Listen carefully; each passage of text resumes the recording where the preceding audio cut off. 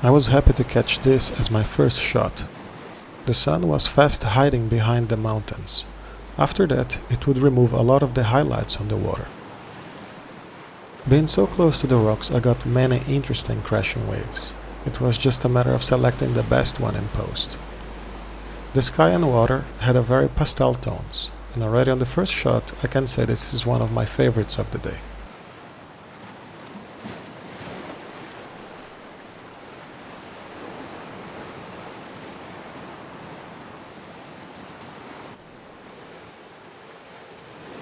As you can see, I have to be extremely careful here because of the waves, and the water, at least now, it's coming from only one direction, which is from this side here, and the weather is really nice today for some photography, and we're going to be having some a portrait orientation from the rocks down below, and with my trusty A7rIV and the Loxia 21mm,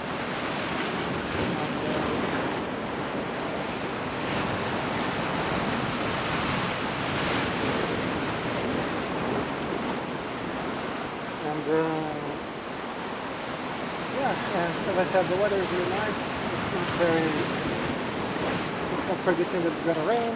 There is not much wind, which means there is less spray on the camera. So I hope that the colors are going to spring up. I already came here yesterday, and the colors were quite nice in the sky. I managed to catch some of the shots. I'm sorry that I have to be looking back and forth. That's because of the water. I'm scared of the waves. But that's what's going to give some emotion to the shot, right? Yeah, so I'm feeling confident that I'm going to take some nice photographs now.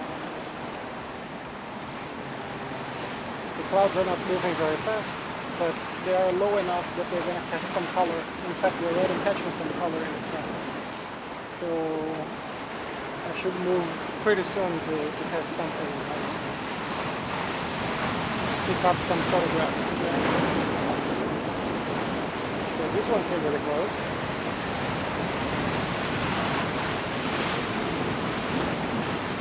There's not much actually to do. Here, so the stones are really close to the water, so there is not much rock, so you can just arrive and start shooting if that's what you want. Let me get to work and then we'll talk in a few minutes. Okay.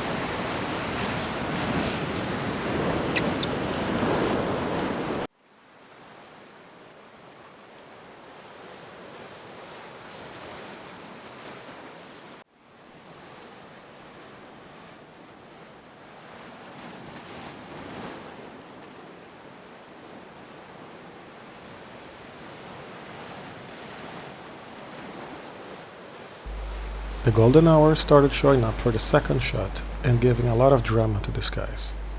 There was still enough light to capture the energy of the waves crashing on the rocks. And as you can see by this photo, the waves were splashing towards me. I had to spend quite some time covering lens and camera with my cap, so I didn't get wet.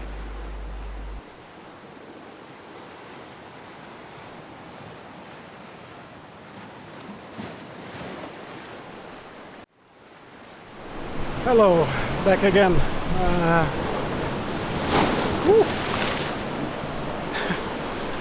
This is why I'm so scared. The camera is really close to the water, and I am standing on a razor's edge here. Let me adjust this a bit higher. I'm standing on a razor's edge here, and really difficult to find a good position, and look at how everything is set up. All to get the closest to the water and then be able to take this, because the sky is really blowing up with colors, and I can't complain tonight, and I am basically waiting for the correct time. oh, now the sun is kind of shining behind the mountain. Ooh, nice. So as you can see up here, it's shining behind the mountain, and it got a little bit darker, so less color on the water, which is a shame. But I think I got my watercolor, my water lights already. Now I'm just looking for some streaks on the sky and some motion on the water. So what I'm basically doing is doing a time lapse for the sky, but I'm capping at 90 frames, and then that way I can average easier. I'm not sure if I'm gonna need everything, but and then I do a bracketing of exposure of 5 exposures, and then I am sure to get all of the details from the darkness and the light.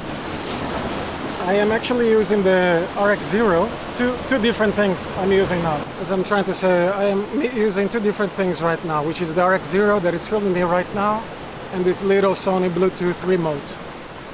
And this allows me just to set up the time lapse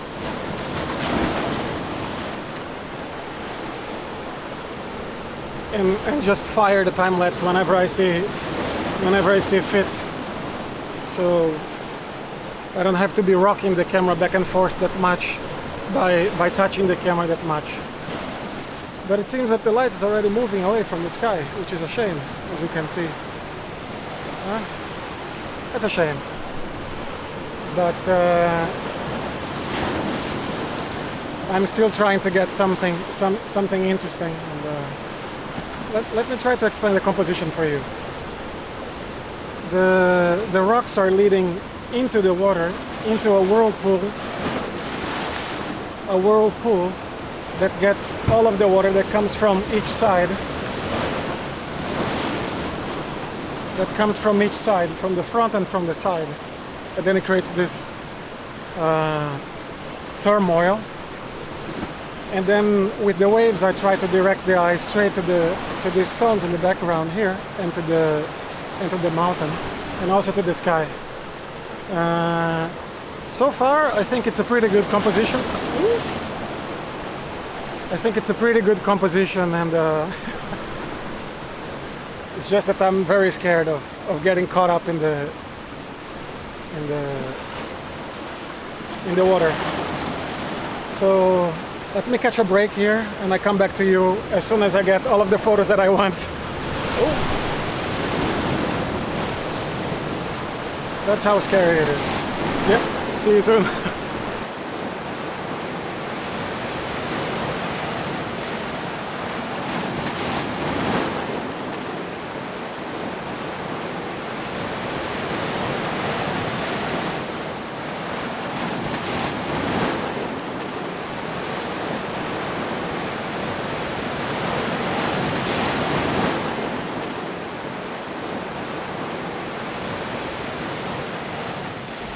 With the tide receding, the waves crashed less violently and the reefs became more visible.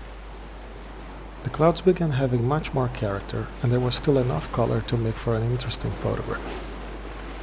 I have post-processed this one a little heavier than the others, but I wanted to see how far I could push this one, and I think it looks just nice.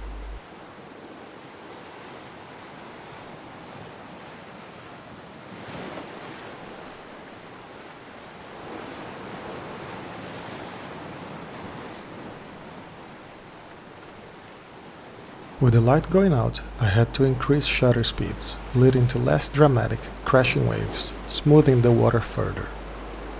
The final hints of golden hour were visible on the horizon, turning a blue hour moment into a mix of colors.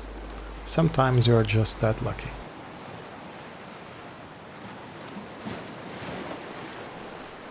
Four different shots, 4 different moments.